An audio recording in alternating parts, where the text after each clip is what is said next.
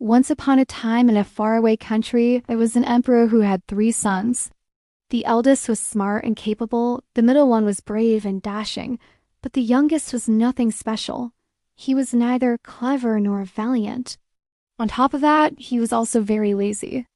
One day, the emperor invited all the bachelors in the kingdom to the palace for a big party. The goal was to find a good wife for his eldest son. Many princes came to the ball, but none of them were good enough for the emperor's eldest son. They either had bad manners, or they were short, or they were ugly. The emperor got more and more upset. "How can we find a good girl for our boy if there are no good boys in the kingdom?" cried the emperor's wife, the queen. Meanwhile, at that very moment, a poor woodcutter was walking past the palace with a basket full of firewood. Her name was Wanda, and she was as beautiful as the dawn. But no one saw her because everyone was focused on the ball inside the palace. The emperor's son stood by the window and watched the girls dancing. Suddenly, the youngest prince turned to his brothers and said, "I want to marry that girl over there." His brothers burst out laughing. "Are you crazy? She's just a poor woodcutter girl. And besides, she doesn't even know we're here," said the eldest prince. "That's not true," said the youngest. "She knows me very well. In fact, she is my girlfriend." "What are you talking about? You've never even spoken to her?" said the middle prince. "Well, I may have never talked to her, but she talks to me all the time. Every time I pass by her house, she comes out to talk to me. We play together in the river, and sometimes she even comes into my dreams," said the youngest prince. His brothers stopped laughing and asked, "Wait, what do you mean she comes into your dreams?" And the youngest prince told them how every night before going to bed, he would dream of a beautiful girl who looked exactly like the woodcutter, Wanda. In his dreams, she would ask him to marry her. "It sounds like you are truly in love," said the eldest prince. "But what makes you think she feels the same way about you? After all, she's just a poor woodcutter and you are a prince." "If only I could prove to you that she loves me," said the youngest prince. "Then would you help me to marry her?" "Of course we will," said his brothers. "We'll be right behind you." The youngest prince thanked them and went to his room. He had an idea. He wanted to invite Wanda to the next royal ball so that everyone could see that she was the perfect girl for him. But the next ball wouldn't be for a long time, and the youngest prince couldn't wait that long. So instead, he decided to throw a small ball for just the two of them. He sent a servant to tell Wanda to come to the palace wearing her finest dress and looking her most beautiful. When Wanda arrived at the palace, she was led into a large hall where the youngest prince was waiting for her. The room was filled with flowers, and there was a beautiful white horse ready for her outside. The youngest prince took Wanda's hand and led her onto the dance floor. They danced beautifully together, and it seemed as if they had been doing it their entire lives. After the dance, they sat down on a nearby sofa and started talking. Soon, the youngest prince forgot that his brothers had been watching them from behind a curtain. He was too busy admiring Wanda and asking her to marry him. Wanda agreed, and they sealed their promise with a kiss. At that moment, the eldest and the middle prince came out of their hiding place. They congratulated their brother and promised to support him. Then they all went out onto the balcony to announce to the entire kingdom that the youngest prince was getting married to the beautiful woodcutter, Wanda. Everyone in the kingdom celebrated. The common folk waved to the happy couple, and the other nobles congratulated the emperor and the queen. Sometime later, Wanda gave birth to a beautiful baby girl. The emperor held the princess in his arms and said, "You are the smartest and the bravest of all my grandchildren, and you will be called Shimmer and Shine."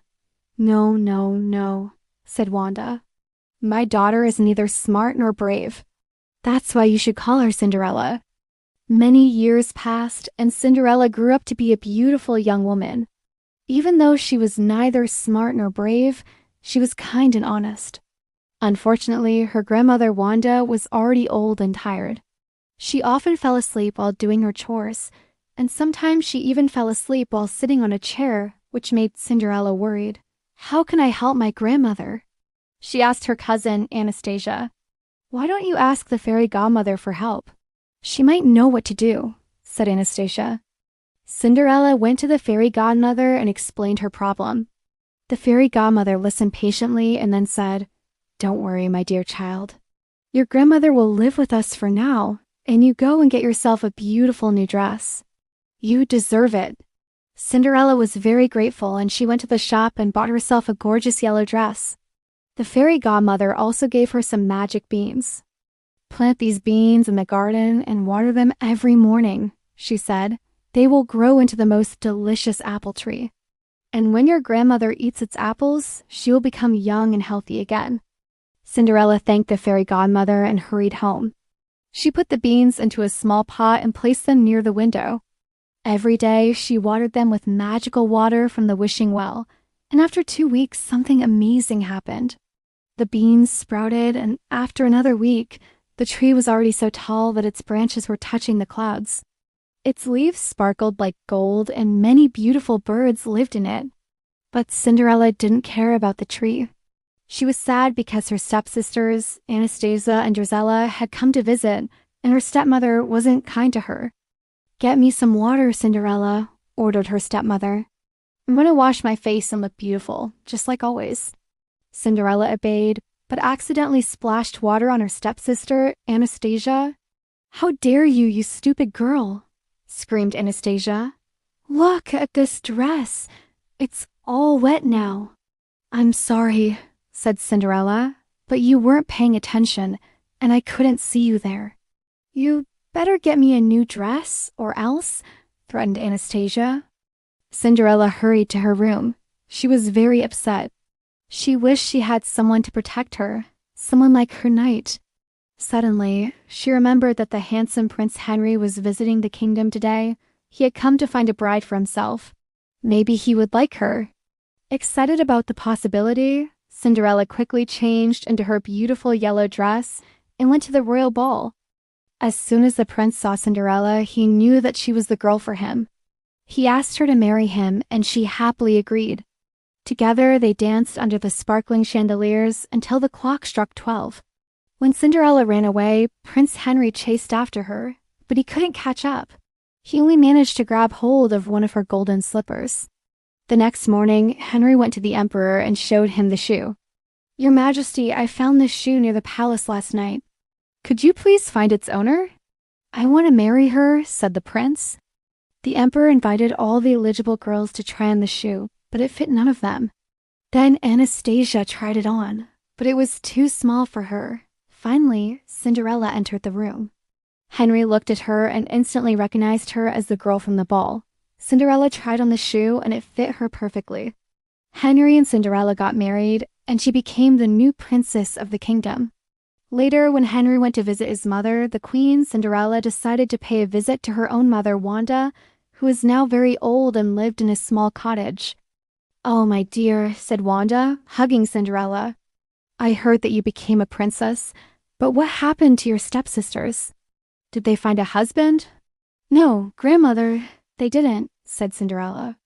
"They were both ugly and mean, and no one wanted to marry them." Wanda smiled. "Just wait a little," she said. "Soon they will become princesses too." "What do you mean?"